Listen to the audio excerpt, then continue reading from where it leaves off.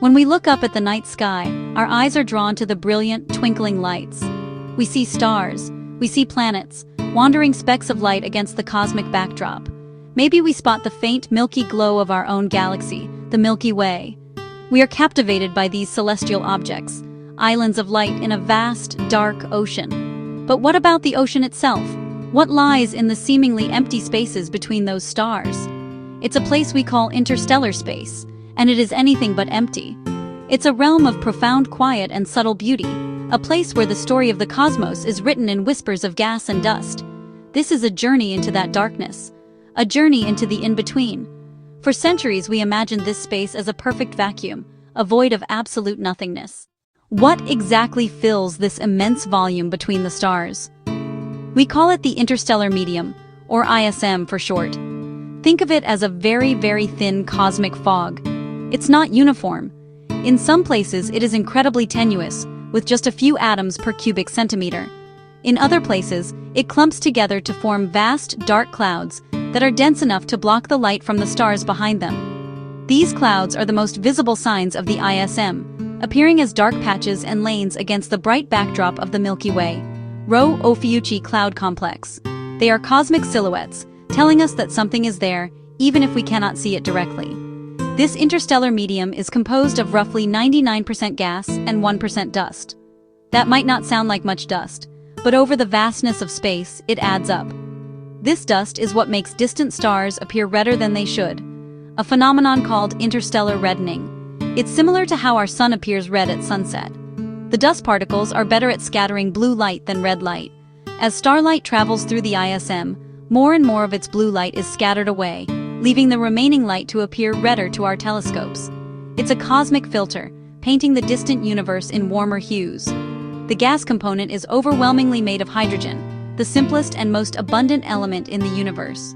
About 75% of the gas is hydrogen and most of the rest is helium. The gas in the interstellar medium exists in several forms depending on its temperature and density. Much of it is cold, neutral hydrogen gas. It doesn't glow on its own, so how do we see it? We listen.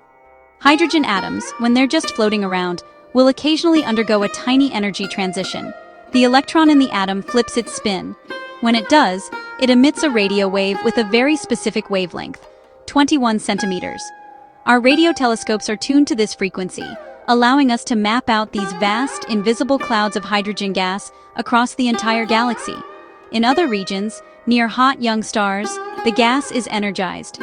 The intense ultraviolet radiation from these stars strips the electrons from the hydrogen atoms, a process called ionization. When these electrons eventually find another proton and recombine, they emit light, causing the gas to glow with a characteristic pinkish-red color. These are the beautiful emission nebulae we see in stunning Hubble images, like the famous Orion Nebula. They are cosmic neon signs, advertising the presence of stellar nurseries where new stars are actively being born. Then there's the dust. These aren't the fluffy dust bunnies you find under your bed. Interstellar dust grains are microscopic, more like smoke or soot particles. They are typically made of silicates and carbon compounds, often coated with a mantle of frozen water, methane, and ammonia. All of this gas and dust isn't just floating around aimlessly. In certain places, it gathers into enormous, cold, dark structures called giant molecular clouds. These are the true stellar nurseries of our galaxy. They are colossal, spanning hundreds of light years, containing enough material to form millions of stars like our sun. Inside these clouds, the temperatures can drop to just a few degrees above absolute zero. It is in this profound cold that the seeds of new stars begin to take root. The darkness is not an end, but a beginning. It's the womb of the cosmos. Within these giant clouds, gravity begins its patient, relentless work. While the gas and dust are spread thin, gravity is a weak force. But if a region happens to become just a little bit denser than its surroundings, its gravitational pull increases. It starts to pull in more material, which makes it even denser, which increases its gravity further. It's a runaway process. A slow-motion collapse begins, taking millions of years. The cloud fragments into smaller, denser clumps, each one a protostar in the making. The pressure and temperature begin to skyrocket. What was once a cold, diffuse cloud of gas is now a hot, dense, spinning ball of matter called a protostar. How do we know all this? How can we study a medium that is so faint, so cold, and so far away? We use our powerful telescopes on the ground and in orbit, radio waves, infrared, visible light, X-rays.